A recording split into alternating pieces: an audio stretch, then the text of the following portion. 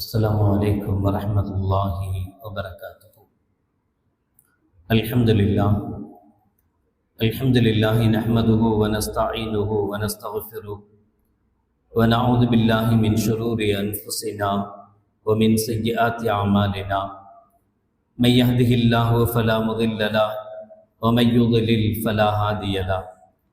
ونشهد أن لا إله إلا الله وحده لا شريك له ونشهد أن سيدنا ومولانا محمدا عبده ورسوله.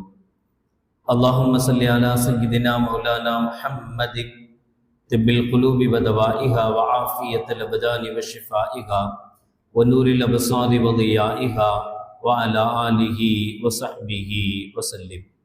أما بعد، قال الله تعالى في القرآن العظيم الفرقان المجيد: أعوذ بالله من الشيطان الرجيم، بسم الله الرحمن الرحيم، فكلوا منها وأطعموا البائس الفقير. قال النبي صلى الله عليه وسلم: صيام يوم عرفة أحتسب على الله أن يكفر السنة التي قبلها والسنة التي بعدها، أو كما قال عليه الصلاة والسلام. صدق الله العظيم وصدق رسوله النبي الكريم. سبحانك لا علم لنا إلا ما علمتنا إنك أنت العليم الحكيم. رب اشرح لي صدري ويسر لي أمري واحلل عقدة من لساني يفقهوا قولي. إن أريد إلا الإصلاح ما استطعت وما توفيقي إلا بالله. புகழ் அனைத்தும் அல்லாஹ் ஒருவனுக்கே உரித்தாகட்டுமாக. ஸலாத் என்னும் கருணையும் சலாம் என்னும் இறைச்சமும் ஈருலக சர்தார் எம்பெருமானார் ரசூலே கரீம் ஸல்லல்லாஹு அலைஹி வஸல்லம் அவர்கள் மீதும் அவர்களுடைய அடிச்சுவடுகளை கடுகளவும் பிசகாது வாழ்ந்து வந்த உத்தம சத்திய சஹாபாக்கள், தாபிஈன்கள், தபா தாபிஈன்கள், நபிமார்கள், வலிமார்கள், ஷஹீதுகள் மற்றும் நம் அனைவர்கள் மீதும் ஏனைய இஸ்லாமியர்கள் மீதும் என்றென்றும் நிலவட்டுமாக. ஆமீன். பேரன்பிற்கும் பெருமதிப்பிற்கும் உரிய பெரியோர்களே, அல்லாஹ்வின் நல்லடியார்களே, அல்லாஹ் ஜல்ல ஷானுஹு வ தஆலாவின் பெரும் கிருபையினால் புனித மிகு துல்ஹஜ் மாதத்தின் புனிதமான முதல் 10 தினங்களில் அமர்ந்திருக்கிறோம். அல்ஹம்துலில்லாஹ். இந்த குறிப்பான தினங்களில் துல்ஹஜ் மாதத்தினுடைய மிக சிறப்பான நோன்பு நோற்றல், அடுத்ததாக குர்பானி, அதற்கு அடுத்ததாக ஈதினுடைய தொழுகைகள் என்று அதற்குண்டான ஏற்பாட்டில் நம்மை நாம் பயன்படுத்தி வருகிறோம். கடந்த வாரம் குர்பானியினுடைய சிறப்புகளும், குறிப்பாக கூட்டு குர்பானியில் இணைகிற போது அதில் கவனிக்கப்பட வேண்டிய விஷயங்கள் குறித்தும் ஓரளவு தெளிவாக கண்டோம். தொடர்ந்து குர்பானியினுடைய ஆடு குர்பானி கொடுக்கக்கூடியவர்களாக இருக்கும் பட்சத்தில் அந்த ஆட்டை தேர்வு செய்யும் முறை, பொதுவாக குர்பானி ஆடு, மாடு, ஒட்டகம் எதுவாக இருந்தாலும் அவைகள் குறையற்றதாக இருக்க வேண்டும். குறையுள்ள பிராணிகளை குர்பானி கொடுத்தல் கூடாது. 2 விதமான குறைகள் பிராணிகளில் இருக்கும். ஒன்று, சில குறைகள் அப்படி இருந்தால் கூடவே கூடாது, குர்பானியே ஆகாது. இரண்டாவது, சில குறைகள் அப்படி இருந்தால் குர்பானி ஆகும், ஆனாலும் குறையோடு செல்லும், முழுமையான குர்பானியாக ஆகாது. முழுமையான குர்பானியாக ஆகாதுன்னு சொன்னாலாவது பரவாயில்ல, கொடுத்த குர்பானி நிறைவேறிடுச்சு என்கிற சந்தோஷத்தில் இருக்கும். குர்பானியே கூடாது என்று சொல்லும் அளவுக்கு உண்டான குறைகள், அவற்றை நிச்சயமாக தெரிந்து வைத்திருக்க வேண்டும். அப்படி தெரிந்து வைத்திருந்தால்தான் நாம் தேர்வு செய்யக்கூடிய குர்பானி பிராணிகள் அந்த குறைகள் அற்றதைகளாக இருப்பதை நாம் கண்காணிக்க முடியும். முதலாவதாக, அதனுடைய தொடராக, வெளிப்படையாக தெரியக்கூடிய அருவருப்பான குறைகள், வெளிரங்கத்தில் தெரியக்கூடிய அருவருப்பான குறைகள். ஒரு ஆடு உடம்பெல்லாம் புண்ணா இருக்கு, அதை பார்க்கறதுக்கே அசிங்கமா இருக்கு. அந்த ஆட்டை பார்க்கறதுக்கே கண்கூடா வெளியில பார்க்கறதுக்கே அது அசிங்கமா இருக்கு, அழகா இல்லை. வெளிரங்கமே அழகில்லை, அதனால என்ன பிரச்சனை? உள்ள கறி நல்லா இருந்தால் போதாதா? தோலையா திங்க போகிறோம், வெளியில் புண்ணையா திங்க போகிறோம், கறி தானே நல்லா இருக்கும் அப்படின்னு கேள்வி கேட்கக்கூடாது. அதனுடைய பாதிப்பு கறிகளிலும் இருக்கும். வெளிரங்கமாக கொடுக்கப்படக்கூடிய அந்த பிராணிகள் வெளிரங்க குறைகளை விட்டு நீங்கியதாக இருக்க வேண்டும்.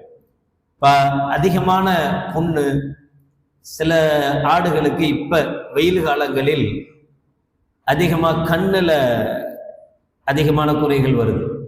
கண்ணெல்லாம் பொங்கி போய் கண்ணு தெரியுது, பார்வை இருக்குது ஆட்டுக்கு, ஆனா கண்ணை சுத்தி புண்ணு இருக்கு. அந்த புண்களிலிருந்து சீல் வடியுது, அந்த சீலிலிருந்து நாற்றம் வருது. சீல் வந்தா ரத்தம் கெட்டு போகிற போது சீலா மாறும். சீல் வந்துச்சுன்னா ஸ்மெல் வரும், அருவருப்பான நாற்றம் வரும். இப்ப பார்வை இருக்கு, அந்த பிராணிக்கு பிரச்சனை இல்லை, பார்வை நல்லதான் தெரியுது, பார்வையில குறை இல்லை. ஆனா வெளிரங்கத்துல பார்க்கும்போது சுத்தி புண்ணு, அந்த புண்ணிலிருந்து சீல் வருது, அந்த சீலிலிருந்து வாடை வருது என்றால் இது வெளிரங்கமாக தெரியக்கூடிய குறைகள். இது மாதிரியான பிராணிகளை தேர்வு செய்யக்கூடாது, கொடுக்குவதிலிருந்து தவிரணும். முழுவதுமாக பார்வையற்ற பிராணி, குருடா இருக்கு, பார்வையே தெரியல, ஒரு கண்ணு முழுசா கண்ணே இல்லை, ஒத்த கண்ணில் தான் பார்க்குது, அல்லது 4 கால்கள்ல 2 கால்கள் நொண்டி காலா இருக்கு, அதனால நடந்து வர முடியல. இது மாதிரியான, நான் கடந்த வாரங்களிலேயும் கடந்த வருடங்களிலேயும் சொல்லி இருக்கிறேன். சாதாரணமாக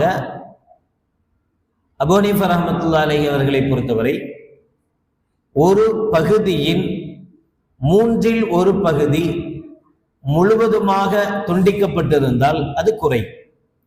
ஒரு காதுல 3ல் 1 பகுதி சுத்தமா இல்லை, வெட்டி தனியா வந்துருச்சு, இப்ப இது குறை. சில ஆடுகளுக்கு அடையாளம் போட்டிருப்பாங்க, காதை வெட்டி விட்டுருப்பாங்க, 2 தொங்கும், மேல ஒரு பார்ட் இருக்கும், கீழே ஒரு பார்ட் இருக்கும். ஆனா அது சாதாரணமா புண்ணெல்லாம் இருக்காது, காஞ்சி போய் இருக்கும், காய்ஞ்சு இருக்கும், அதுல எந்த விதமான இது இருக்காது. சிலதுக்கு அடையாளத்துக்காக ஓட்டை போட்டிருப்பாங்க, ஓட்டையில காதும் இதுவும் கம்மலும் போட்டிருப்பாங்க. இது மாதிரியான இது குறைகள் அல்ல. இது அல்லாம ஒரு உறுப்பினுடைய 3இல் 1 பகுதி முழுவதுமாக துண்டித்து போகுது. ஷாஃபி ரஹ்மத்துல்லாஹி அலைஹி இவர்களை பொறுத்தவரை அந்த அளவுக்கு பெருசா இருக்கணும்னு தேவையில்லை, கம்மியா இருந்தாலும் கூட நம்ம கண்ணுக்கு அது குறையா தெரிஞ்சா குறைதான், கொடுக்க கூடாது. அதை விட நல்ல பிராணிகளை தான் தேர்வு செய்யணுமே தவிர அந்த பிராணிகளை தேர்வு செய்யக்கூடாது. நமக்கு அதிகபட்ச பிரச்சனை எங்க வரும் அப்படின்னா, செலக்ட் பண்ணும்போது நம்ம தேர்வு செய்யும் போது இப்ப 10 நாளைக்கு முன்னாடி கண்டிப்பா ஆடு பிடிக்க போறது இல்லை, ஒரு நாளைக்கு முன்னாடி அல்லது 2 நாளைக்கு முன்னாடி தான் ஆசைக்கு பிடிப்போம், பிடிச்சி 1 நாள் 2 நாள் கட்டி வைப்போம், கட்டி வச்சு ஓரளவு குர்பானி கொடுத்து கதையை முடிச்சிருவோம், வேலையை பிடிப்போம். இதுதான் நம்முடைய பழக்கமா இருந்தா நம்மளை பொறுத்தவரை அதிகபட்சமா பிரச்சனை மொட்டை மாடில கொண்டு போய் கட்டி போடுவோம். அது மொட்டை மாடில இருந்து குதிக்கிறதுல கீழே விழும், அல்லது உள்ளுக்குள்ளேயே கீழே விழும், கீழே விழுந்து காலில் அடிபடும், காலில் அடிபட்டு நொண்ட ஆரம்பிச்சிடும். சாதாரணமாக காலில் அடிபட்டு சுத்தமா அதனால் நடக்கவே முடியாத அளவுக்கு இருந்தா, காலில் அடிபட்டுடுச்சு, சுத்தமா நடக்க முடியல, அதால எந்திரிச்சே நடக்க மாட்டேங்குது, நாம தான் தூக்கிட்டு போக வேண்டியதா இருக்கு என்றால் அது கண்டிப்பாக குறை, யாரிடத்திலேயும் அதை கொடுக்க முடியாது. என்ன பண்றது? நேத்தான ஆடு வாங்கணும், இன்னைக்கு குர்பானி கொடுக்கணுமே, அதுக்குள்ள இப்படி ஆகி போச்சே, என்ன பண்றது? விட்டுட்டு வேறொரு கிடாய கண்டிப்பா குர்பானி கொடுத்து ஆகணும். ஓரளவு நடக்குது, எந்திரிச்சு நடக்குது, நொண்டி வருது, லேசா நொண்டுது, குர்பானி கொடுக்கிற இடம் வரைக்கும் ஓரளவு நடந்து வருவதற்கு அதுக்கு திராணி இருக்கு. மற்ற 3 காலை வச்சு வருது, ஒரு காலை மட்டும் தூக்கிக்குது. இப்படி குறை இருந்தாலும் கூட இந்த குர்பானி கூடும், ஆனா குறைதான். இதுவும் இல்லாமல் இருப்பது சிறப்பு. அப்போ ஒரு ஆடை வாங்குறது பெரிய விஷயம் இல்லை, அதை பராமரிக்கிறது பெரும் விஷயம். அதை கண்ணியமாக பராமரிக்கணும், அதை கண்ணியமாக நடத்தணும், அடிபடாம அதுக்கு எந்த விதமான சிரமங்களும் வராம பாதுகாப்பது அவசியம். அதே மாதிரி மூக்கு, இப்படி எந்த சாப்பிடக்கூடிய நாக்கு துண்டிச்சு போயிருக்கு அல்லது நாக்குல புண்ணு இருக்கு, இப்ப நாக்கு புண்ணு இருக்குன்னா நாக்கு 3ல ஒரு பகுதி துண்டிச்சுலாம் வரல, முழு நாக்கு இருக்கு, முழு நாக்கு இருக்கு. ஆனா நாக்கினுடைய முன்பகுதி ஃபுல்லா புண்ணா இருக்கு, நல்லா தெரியுது, புண்ணா இருக்கு. இப்ப இது மாதிரியான ஆடை கொடுக்கலாமா அப்படின்னா, நான் சொல்றது ஆட்டுக்கு மட்டும் இல்ல, மாடா இருந்தாலும் இதே குறைகள் தான். சொல்லணும், எல்லாத்தையும் ஒவ்வொன்றா சொல்ல முடியாதுங்கிறதுனால ஆடுன்னு மட்டும் சொல்றேன். இப்ப நாக்குல குறை இருந்தா அந்த புண்ணு இருக்குன்னா, இந்த புண்ணோட அந்த ஆட்டால அந்த மாடால எந்த உணவையும் சாப்பிட முடியல. அந்த நாக்குல இருக்க புண்ணால அதால என்ன செய்ய முடியல, சாப்பிட முடியல, குடிக்க முடியல என்றால் இது முழுமையான குறையாக கருதப்படும். அந்த ஆட்டையோ அந்த மாட்டையோ கொடுக்க கூடாது. நாக்குல புண்ணு இருக்கு, ஆனா அந்த புண்ணால அதுக்கு சாப்பிடுறதுலயோ குடிக்கிறதுலயோ எந்த பிரச்சனையும் இல்லை. நாக்கு நாக்காவே இருக்கு, முழு நாக்கும் இருக்கு, நாக்குல புண்ணு இருக்கு, ஆனா அந்த புண்ணு எந்தவித பாதிப்பையும் ஏற்படுத்தல. அதால சாப்பிட முடியுது, சாப்பிடுது, அதால குடிக்குது. அப்ப ஸ்ட்ரென்த்தா இருக்குதுன்னு சொன்னா அது குறையாக ஆகாது. அந்த ஆட்டையோ அந்த மாட்டையோ குர்பானிக்காக கொடுக்கலாம். ஆடு மாட்டினுடைய காம்புகள்ல, பால் வரக்கூடிய காம்புகள்ல அதிகமான 4 காம்பு இருக்கிற ஆட்டுல 2 காம்பு சுத்தமா இல்லை, அறுபட்டுடுச்சு, துண்டிக்கப்பட்டுடுச்சு. 2 காம்பு தான் இருக்கு, பாதிக்கு பாதி. ஒரு பொருளின் பாதி வஸ்து முழுசா போயிடுச்சு, அப்ப அது குறையாக கருதப்படும். காம்புல ஏதாவது சிறு சிறு சின்ன சின்ன புண்கள் இருக்கு, அதிகபட்சமாக குறைகள் என்பது காம்பே போறது ரேர். காம்புல குறைகள் வருவது, புண்ணு வருவது இயல்பு. அந்த புண்ணுனால எந்த பாதிப்பும் இல்லை. குட்டி போய் சாப்பிடுது, பால் குடிக்குது, பால் குடிக்கும் போது அதுக்கு பெரிய பாதிப்பு இல்லை அப்படின்னா அந்த புண்ணால பிரச்சனை இல்லை. ஆனா குட்டிக்கு பாலே கொடுக்க முடியாத அளவுக்கு காம்பினுடைய முழு பகுதியிலேயும் புண்கள் நிறைஞ்சிருக்குது, குட்டியினால பாலே குடிக்க முடியல, தாயினால் கொடுக்க முடியலன்னு இருந்தா அது குறையாக கருதப்படும். அதே மாதிரி ஒவ்வொரு உறுப்பும், நான் ஆரம்பத்தில் சொன்னது போல, அந்த உறுப்பு ஒரு உறுப்புன்னா 2 காது சேர்ந்து ஒரு உறுப்பு இல்ல, 2 காதுல ஒரு காது ஒரு உறுப்பு, இன்னொரு காது இன்னொரு உறுப்பாயிடும். ஒவ்வொரு உறுப்புலையும் 3ல் ஒரு வால் பகுதி இருக்கு, வால் முழுசா கட்டாயம் இருக்கக்கூடாது. சரி, இப்ப நமக்கு இன்னொரு சந்தேகம் வருவது அதிகபட்சமா கொம்பு. ஆடு மாடு ஒட்டகம், இந்த 3ம் ஒட்டகமா இருந்தா 5 வயது கண்டிப்பாக பூர்த்தி அடைஞ்சிருக்கணும். 5 வயசை விட குறைவாக இருக்கக்கூடியத குர்பானி கொடுக்க கூடாது, தப்பு. ஒட்டகம் 5 வயசு பூர்த்தி அடைஞ்சிருக்கணும். மாடா இருந்தா 2 வயசு முழுமை அடைஞ்சிருக்கணும், 3வது வயசு ஆரம்பிச்சிருக்கணும். 2 வயசு ஃபுல்லாகி 3வது வயசு ஆரம்பிச்சிருக்கணும். ஆடாக இருந்தா 1 வயசு பூர்த்தி அடைஞ்சிருக்கணும், 2வது வயசு ஆரம்பிச்சிருக்கணும். ஷாஃபி ரஹ்மத்துல்லாஹி அலைஹி அவர்களை பொறுத்தவரை வெள்ளாடு செம்மறி ஆடுன்னு 2ஆ பிரிச்சிருவாங்க. செம்மறி ஆடா இருந்தா 1 வயசு பரவாயில்ல, வெள்ளாடா இருந்தா 2 வயசு பூர்த்தி அடைஞ்சிருக்கணும், 3வது வயசுல நுழைஞ்சிருக்கணும். செம்மறி ஆடு 6 மாச ஆடு, ஆனா 1 வயசு ஆடு அளவுக்கு திடகாத்திரமா இருந்தா அதை கொடுக்கலாம் அப்படின்னு தெரிஞ்சிருப்போம். இந்த பிரச்சனைகள் வராம காக்க என்ன வழி அப்படின்னா, செம்மறி ஆடே பிடிச்சாலும் அது 1 வயசு நிறைந்த செம்மறி ஆடா இருக்கிறத கவனத்துல கொள்ளணும். 1 வயசு முடிஞ்சு 2 வயசுல நுழைஞ்சிருக்கணுமே தவிர அதை விட குறைவானதை கொடுக்க கூடாது. இன்னைக்கு காலை நியூஸ்ல டெல்லி அரசு ஒரு அரசாணை பிறப்பிச்சிருக்கு. பசு, கன்றுக்குட்டிகள் இவைகளை குர்பானை கொடுப்பதற்கு அரசாங்கத்தின் மூலமாக தடை. இப்ப லேட்டஸ்ட் நியூஸ். இது தடை சொல்ல வேண்டிய அவசியம் இல்லை. கண்ணுக்குட்டியா இருந்தா 2 வயசுக்கு கீழே, 1 வயசுக்கு கீழே, 3 மாச குட்டி, 6 மாச குட்டி, கண்ணுக்குட்டியா இருந்தா குர்பானி கொடுக்க கூடாது என்பது இஸ்லாம் சொன்ன சட்டம். யாரும் தடை போட வேண்டிய அவசியம் இல்லை. ஆனால் பசு, மாடு, கன்றுக்குட்டியை தாண்டி ஒரு காலை இதைத்தான் கொடுக்கணுமா, ஒரு ஆண் மாட்டைத்தான் கொடுக்கணுமா, பசுமாட்டை கொடுக்க கூடாதான்னா அது மார்க்கத்தில் தடை இல்லாத ஒன்று. அப்ப ஷரீஅத்தில் அனுமதிக்கப்பட்ட ஒன்றை அரசு தடை செய்யும் போது நாம என்ன செய்யணும், இஸ்லாமியர்கள் முஸ்லிம்கள் என்ன செய்யணும்னா, ஷரீஅத்திற்கு சாதகமாக அரசாங்கத்திற்கு எதிராக குரல் கொடுக்கிற நிலைமையிலேயாவது இருக்கணும், போராட்டமாவது செய்யணும். இது ஷரீஅத்தில் அனுமதிச்சது, நீங்க எங்களுக்கு தடை போட முடியாது என்கிற உணர்வையாவது நாம வெளிப்படுத்துறோம். அதனால பசு அனுமதிக்கப்பட்டதுதான். ஆனால் வெளிப்படையாக இந்துக்களுக்கு அது பிடிக்காது, அவங்க அதை கோமாதாவை வணங்குறாங்க அப்படின்னா அவங்க பாக்குற மாதிரியே வேணுக்குன்னே ஒரு பசுவை வீட்டுக்கு முன்னாடி வச்சு, அவங்க வீடு எதிரில் இருக்கு, அவங்க கண்ணு முன்னாடியே அதை அறுக்கிறது தவிர்க்கணும். அப்படி மார்க்கம் சொல்லலை. குர்பானி கொடுக்க தான் சொல்லிச்சே தவிர அடுத்தவங்களுடைய மனசு புண்படும்படி காயப்படுத்தி தான் செய்யணும்னு மார்க்கம் சொல்லலை. அப்ப அவர்களுக்கு தெரியாம ஒரு மறைவான இடத்துல நம்மளுக்கு கடமை நிறைவேறணும், அல்லாஹ் எல்லா இடத்துலையும் பார்த்துட்டு இருக்கான், அவங்க பார்க்காத இடத்துல வச்சு மறைவா வச்சு அவங்களுக்கும் பாதிப்பு இல்லாம அதை கொடுக்க முனையணும். அப்ப அந்த 2 வயசு விட குறைவா இருக்கக்கூடிய மாடை குர்பானி கொடுக்க கூடாது. ஆடாக இருந்தா செம்மறி ஆடு 1 வயசும், வெள்ளாடா இருந்தா குறைஞ்சபட்சம் 2 வயசு பூர்த்தி அடைந்த ஆடுகளாக தேர்வு செய்யணும். இவைகள்ல கொடுக்கிறது. ஆண் காளை பொறுத்தவரை மாடு, காளமாட்டை பொறுத்தவரை காயடிக்கப்பட்ட காளமாடா இருந்தா காளை மாட்டிலேயே சிறப்பானது காயடிக்கப்பட்ட மாடை கொடுக்கிறது தான். பசுவை கொடுப்பதை விட மாடை கொடுக்கிறது, மாட்டிலையும் கூட காளை மாட்டிலையும் கூட காயடிக்கப்பட்ட காளை மாட்டை கொடுப்பது சிறப்பு. காயடிக்கப்பட்ட காளை மாட்டை பொறுத்தவரை டேஸ்ட், கறியினுடைய டேஸ்ட் சுவையா இருக்கும் அப்படின்னு இறைச்சி கடைக்காரங்க சொல்றாங்க. உங்களுக்கு எப்படி தெரியும்னு கேள்வி கேட்டு வந்துடக்கூடாது. அதே மாதிரி சாதாரணமா நாம செய்யக்கூடிய ஒரு தவறுகள், ஆடை அல்ஹம்துலில்லாஹ் முன்னாடியே வாங்குறோம், மஞ்சள் எல்லாம் பூசுறோம். மஞ்சள் பூசுறது நேர்ந்து விட்டது கடாயின்றதுக்கு அர்த்தம் இல்லை.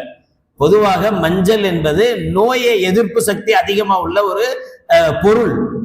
மஞ்சள் பூசும் போது ஆட்டுக்கு வரக்கூடிய நோய்கள் வராம இருக்கும்.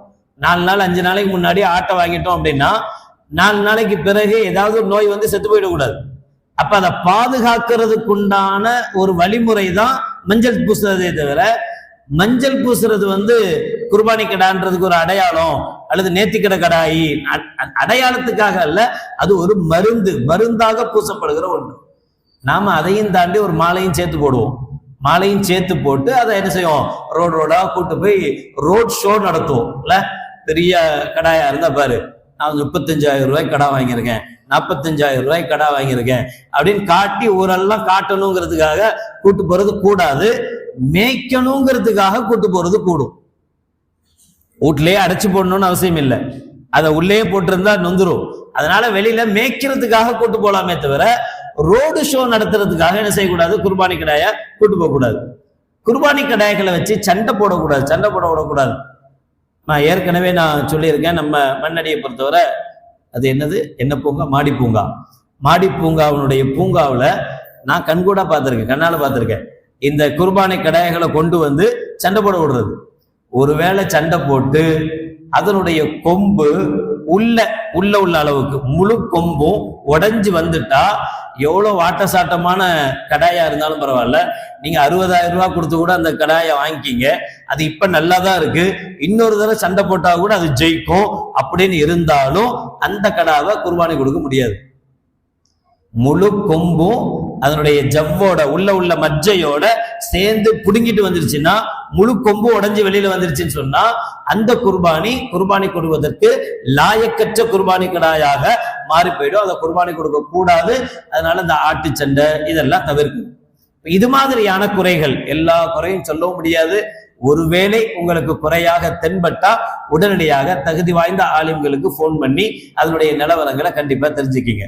அதை தாண்டி இன்ஷா அல்லாஹ் வியாழக்கிழமை பெருநாள் முன்னாடியே புற பார்த்துட்டதுனால புற டென்ஷன் நமக்கு இப்ப இல்லை, பெருநாள் கொண்டாடும் போது இல்லை. அதனால புதன்கிழமை பிறை 9 ஸ்டார்ட் ஆகும். பிறை 9 ஃபஜ்ர்ல இருந்து அதுக்கு முன்னாடி அரஃபாவினுடைய நோன்பு.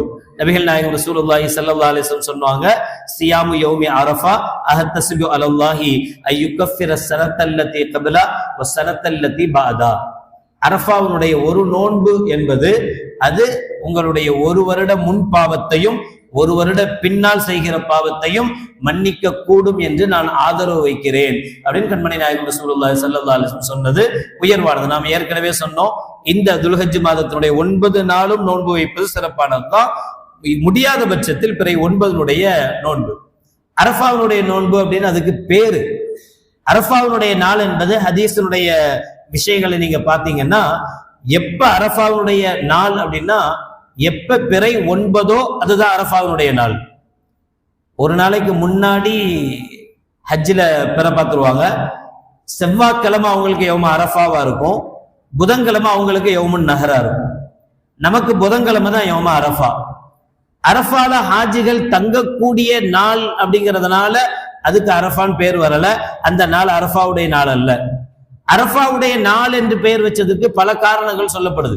இப்ராஹிம் அலைஹிஸ்ஸலாத்து வஸ்ஸலாம் அவர்களுக்கு குர்பானி சம்பந்தப்பட்ட விஷயத்தையும் ஹஜ் சம்பந்தப்பட்ட விஷயத்தையும் ஜிப்ரீல் அலைஹிஸ்ஸலாத்து வஸ்ஸலாம் அவர்கள் முழுமையாக அறிவித்து கொடுத்த நாள் துல்ஹஜ் பிறை 9. அதனாலதான் அதுக்கு அரஃபா, அறிவித்து கொடுத்த நாள், அறிந்து கொண்ட நாள் அப்படின்னு அதுக்கு பேரு. இந்த பல காரணங்கள் சொல்லப்படுது. நபிகள் நாயகம் ஸல்லல்லாஹு அலைஹி வஸல்லம் தெளிவா சொன்னாங்க. திர்மிதியினுடைய 633வது ஹதீஸ், அபூதாவூதுடைய 1979வது ஹதீஸ், இப்னு மாஜாவுடைய 1650வது ஹதீஸாக பதியப்பட்டிருக்கு. அபூ ஹுரைரா ரலியல்லாஹு தஆலா அன்ஹு அவர்கள் சொன்ன வார்த்தை, قال النبي صلى الله عليه وسلم الصوم يوم تصومون والفطر يوم تفطرون والأضحى يوم تضحون. நீங்க என்னைக்கு நோன்பு வச்சிருக்கிறீங்களோ அன்னைக்குதான் நோன்பு நாள். என்னைக்கு நீங்க நோன்பு விட்டுட்டு இருக்கிறீங்களோ அதுதான் நோன்புடைய விட்ட ஃபித்ருடைய நாள். என்னைக்கு நீங்க ஈதுல் அல்ஹாவை தொழுறீங்களோ அன்னைக்குதான் ஈதுல் அல்ஹா. இப்ப நீங்க என்னைக்கு செய்றீங்களோ அன்னைக்குதான் அந்த நாள். அப்ப பிறை 9, துல்ஹஜ்ஜினுடைய பிறை 9 உங்களுக்கு எப்ப வருதோ அந்த நாளுக்கு பிறகுதான் அரஃபாவுடைய நாள். எனவே நம்மை பொறுத்தவரை அரஃபாவுடைய நாள் என்பது புதன்கிழமை. இப்ப செவ்வாய்க்கிழமை முடிஞ்சு அந்த புதன்கிழமை விடிய காலம் சகர் வச்சிருவோம். சகர் வச்சு முடிச்ச அடுத்த அமல் ஃபஜ்ர்ல இருந்து, புதன்கிழமை காலை ஃபஜ்ர்ல இருந்து தக்பீர் முழக்கங்கள் ஸ்டார்ட் ஆகும். ஐயாமு தஷ்ரீக்குனுடைய அசர் வரை, அதாவது ஞாயிற்றுக்கிழமை அசர் தொழுகை வரைக்கும், அந்த இடைப்பட்ட ஒவ்வொரு தொழுகைக்கு பின்னாடி தக்பீர் சொல்வது சுன்னத்து. ஆனால் இந்த 5 நாட்களுமே வாய்ப்பு கிடைக்கும் போதெல்லாம் தக்பீர் சொல்வது சிறப்பு. அதுலேயும் குறிப்பா எப்போதெல்லாம் குர்பானியினுடைய பிராணிகளை பார்ப்போமோ, குர்பானிக்காக வாங்கப்பட்ட, விற்கப்படுகிற ஆடு அல்ல, வாங்கப்பட்ட ஆடு. குர்பானி ஆடுன்னு சொல்லி விற்கிறதுக்காக கொண்டு வர்றாங்கல்ல, அதுக்கு பேர் குர்பானி ஆடு இல்ல. எப்ப அதுல ஒரு ஆட்டை நம்ம குர்பானிக்குன்னு வாங்குறோமோ, வாங்கின பின்னாடிதான் அதுக்கு பேர் குர்பானி ஆடு.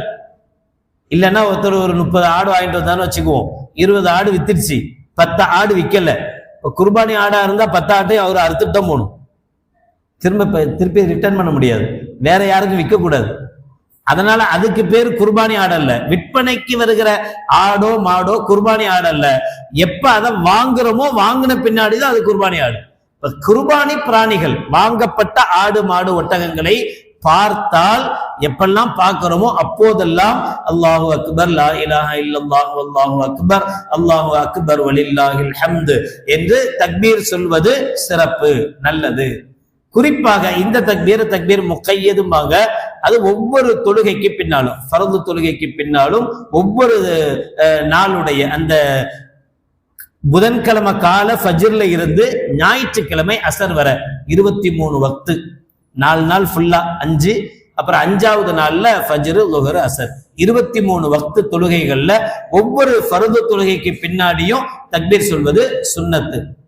அதுக்கு பிறகு அதை முடிச்ச பிறகு இன்ஷா அல்லாஹ் நாம மறுநாள் வியாழக்கிழமை தொழுகைக்காக, ஈதினுடைய நாளுக்காக தயாராகிடுவோம்.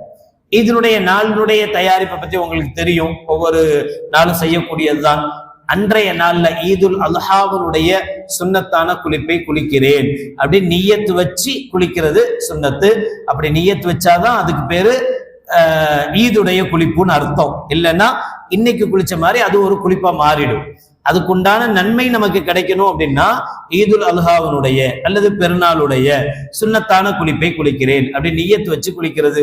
புத்தாடைகள் அணிவது, நோன்பு பெருநாளைக்கு எந்த அளவுக்கு விசேஷமா புது ட்ரெஸ் எல்லாம் எடுப்போமோ அந்த அளவுக்கு ஹஜ்ஜு பெருநாளைக்கு யாரும் ட்ரெஸ் எடுக்கிறது ரொம்ப கம்மி. ஏன்ட்டு ஒருவேளை குர்பானில காசு எக்ஸ்ட்ரா போகுதுங்கிறதுனால இதுல குறைச்சிடுறோமோ என்னமோ தெரியல. ஆனா இதுவும் எப்படி நோன்பு பெருநாள் சந்தோஷமான பெருநாளோ அதே மாதிரி அதுக்கு கொஞ்சம் கூட சளையாத ஒரு தியாக பெருநாள் தான் ஹஜ்ஜு பெருநாள். அதுல 30 நாள் நம்ம நோன்பு வச்சு பெருநாள் கொண்டாடுறோம், இதுல குர்பானியை கொடுத்து பெருநாள் கொண்டாடுறோம். இப்ப இதுவும் ஒரு தியாக திருநாள் தான், இதுவும் ஒரு பெருநாள் தான். இதற்காக வேண்டியும் அதுக்காக புது ட்ரெஸ் எடுக்கணும்னு அவசியம் அல்ல. இருக்கிறதுல நல்ல ட்ரெஸ்ஸ புது ட்ரெஸ்ஸ அணிஞ்சிட்டு வந்து புத்தாடைகள் அணிந்து அந்த பெருநாளை கொண்டாடணும். எப்படி ஈதுல் ஃபித்ர்ல நோன்பு பெருநாள்ல தான தர்மங்கள் செய்யறது, சதக்கா செய்யறது சிறப்போ, அதே போல ஈதுல் அல்ஹாவிலேயும் ஹஜ்ஜு பெருநாள்லையும் தான தர்மங்கள் செய்வது சிறப்பு. குர்பானி கறியை கொடுக்கறதோட நம்ம வேலை முடிஞ்சிச்சுன்னு நினைக்க கூடாது. அதான் கொடுத்துட்டோமே வேற என்ன நினைக்க கூடாது. நம்மளை நாடி வர்ற எவ்வளோ ஏழை மக்கள் வர்றாங்க. நான் பொதுவா இந்த காலத்துக்கு சொல்றது உண்டு. இந்த காலத்தை பொறுத்தவரை கறி வேணும். சென்னையை பொறுத்தவரை மாஹோல் வேற. இதே வெளியில கறி வேணும்னு கேட்டு வர்ற மக்கள் எவ்வளோ ஜனங்கள், எவ்வளோ மக்கள் அதிகமா வருவாங்க. அவங்க முஸ்லீம் இல்லையான்னு கூட நமக்கு தெரியாது. இதுல வேற முஸ்லீமுக்கு கொடுக்கணுமா, முஸ்லீம் அல்லாதவங்களுக்கு கொடுக்கலாமா, அந்த பிரச்சனை வேற இருக்கு. ஷாஃபி மதஹப்ல முஸ்லீம் அல்லாதவங்களுக்கு கொடுக்கவே கூடாது. ஹனஃபி மதஹப்ல முஸ்லீம் அல்லாதவங்களுக்கும் கொடுக்கலாம், நல்லதில்லை. ஏன்னா குர்பானிக்கு அன்னைக்கு முஸ்லிம்கள் கறி இல்லாம குர்பானிய சந்தோஷமா கொண்டாடாத சூழல்ல மற்றவங்களுக்கு குர்பானி கறி கிடைக்கிறது பிரயோஜனம் இல்லைல்ல. அதனால முஸ்லிம்களுக்கே சிறப்பு கொடுக்கிறது. மற்றவங்களை தள்ளி விடாம, வந்தவங்களை இல்லைன்னு சொல்லாம. நான் அடிக்கடி சொல்றது உண்டு, ஒரு மெத்தடு. வேற ஒரு வீட்டுல குர்பானி கொடுத்தாங்க, நம்ம வீட்டு குர்பானியை மற்றவங்களுக்கு கொடுத்துட்டோம். மற்ற வீட்டுல கொடுத்த குர்பானி நமக்கு வந்துச்சு, இது நமக்கு சொந்தமாயிடுச்சு. இது குர்பானி கறி தான், ஆனா நமக்கு சொந்தமான குர்பானி கறி. இந்த கறியை மற்றவங்களுக்கு கொடுக்கலாம், காஃபிர்களுக்கு கொடுக்கலாம். குர்பான் நம்ம பங்கு வச்ச கறியை தான் கொடுக்க கூடாது. பங்கு வச்ச கறியை முஸ்லீமுக்கு கொடுத்துட்டோம். நபிகள் நாயகம் ரசூலுல்லாஹி ஸல்லல்லாஹு அலைஹி வஸல்லம் அழகான ஒரு வழிமுறை இருக்கிறது. ஸல்லல்லாஹு அலைஹி வஸல்லம் வீட்டுக்கு வருவாங்க, ஆயிஷா மாட்ட வந்து கேட்பாங்க, ஆயிஷா வெளியில போகும்போது கரிசால் நான் கொதிச்சுக்கிட்டு இருந்தா வாசம் வந்துச்சு, இப்ப சாப்பாடு வச்சிருக்கிற கறியே காணமே எங்கன்னு கேட்பாங்க. ஆயிஷா அம்மா சொல்லுவாங்க, அது நமக்கு வந்த கறி இல்ல, அடிமை பெண் பரீராவுக்கு வந்த கறி. பரீரா அடிமை பெண்ணு, அந்த பெண்ணுக்கு வர்ற கறியை பொறுத்தவரை சதக்காவினுடைய கறியும் வரும், தர்மத்தினுடைய கறியும் வரும். ஆனா தர்மத்தை நாம வாங்கக்கூடாது, நாம சாப்பிடக்கூடாது. அதனால அது பரீராவுக்கு சதக்காவா வந்தது, நீங்க சாப்பிடக்கூடாது, நம்ம சாப்பிடக்கூடாதுங்கிறதுனால உங்களுக்கு கறி வைக்கல, அவளுக்கு தான் கறி அப்படின்னாங்க. அப்ப நபிகள் நாயகம் ஸல்லல்லாஹு அலைஹி வஸல்லம் சொல்லுவாங்க, அவளுக்கு அந்த பெண்ணுக்கு லஹா சதகத்துன் வலனா ஹதியத்துன், அவளுக்கு அது சதக்காவா தான் வந்துச்சு, ஆனா அவ அத நமக்கு தந்தா அது அன்பளிப்பு. அவளுக்கு சொந்தமாயிருச்சு, சதக்காவா அவளுக்கு கொடுத்துட்டாங்க, முடிஞ்சிருச்சு. இப்ப அந்த கறி அந்த பெண்ணுக்கு சொந்தமானது, முடிஞ்சிருச்சு. இப்ப அந்த பெண்ணு நமக்கு கிஃப்டா கொடுக்கலாம், ஹதியாவா கொடுக்கலாம். அப்ப அதே கறி தான், ஒரே கறி அங்கிருந்து அங்க வரும்போது அது சதக்காவா இருந்தது, அங்கிருந்து நம்ம கைக்கு கை மாறும் போது அது ஹதியாவாக அன்பளிப்பாக மாறிடும் சொல்லி தருவாங்க ஸல்லல்லாஹு அலைஹி வஸல்லம். அதுபோல மத்தவங்க நமக்கு தரும்போது வாங்கிட்டோம், வாங்கி நமக்கு வந்த கறிய யாருக்கு கொடுக்கலாம், காஃபிர்களுக்கும் மற்றவர்களுக்கும் தாராளமா கொடுக்கலாம். அதையும் தாண்டி இந்த பயங்கரமான வெயில்ல, பயங்கரமான இதுல அந்த மக்கள் எல்லா இடத்துக்கும் போய் கறி வாங்கணும், அப்படி வாங்கணும், இப்படி வாங்கணும், கஷ்டப்படுற காலத்துல ஒரு ஜூஸை கலந்து வீட்டுக்கு வெளியில வைக்கலாம், ஒரு தண்ணி வைக்கலாம், தண்ணி குடிச்சிட்டு போவாங்க. பெருநா அன்னைக்கு நம்ம வீட்டை தேடி வர்றவங்களுக்கு வீட்டுக்குள்ள வச்சு ஜூஸ் கொடுக்க மாட்டோமா, அதே மாதிரி வெளியில ஜூஸ் வச்சுட்டா, ஒரு ஏதாவது ஒண்ணு வச்சுட்டா வர்றவங்க என்ன செய்வாங்க, கொஞ்சம் தாகம் தணிச்சுட்டு 11 மணி 12 மணிக்கு அந்த வேணா வெயில்ல எங்கேயாவது எவ்வளவு தூரம் அலையிறாங்க. முஸ்லீமா இருக்கட்டும், முஸ்லீம் இல்லாதவனா இருக்கட்டும், யாரா வேணா இருந்துட்டு போட்டும். நாம சந்தோஷமா இருக்கிற அந்த காலத்துல மற்றவர்களையும் சந்தோஷப்படுத்தி பார்ப்பதுதான் பெருநாளுடைய மிக முக்கியமான நோக்கம் என்பதை உணரணும். இந்த காலங்களில் இதை செய்வோம். இன்ஷா அல்லாஹ் பெருநாள் அன்று காலையில் குர்பானி கடாயை, அந்த பிராணியை அறுக்கும் முறைகளும் துஆவும் இன்ஷா அல்லாஹ் அந்த சமயத்தில் பார்ப்போம். அல்லாஹ் ஜல்ல ஷானஹு வ தஆலா புனிதமான இந்த ஈதுல் அல்ஹா பெருநாளை சந்தோஷமாக உலக நாடுகள் முழுக்க கொண்டாடும் பாக்கியத்தை அல்லாஹ் நம் அனைவர்களுக்கும் நசீபாக்குவானாக. வாஹிரு தஅவானா அல்ஹம்துலில்லாஹி ரப்பில் ஆலமீன். அஸ்ஸலாமு அலைக்கும் வரஹ்மத்துல்லாஹி வபரகாத்துஹு.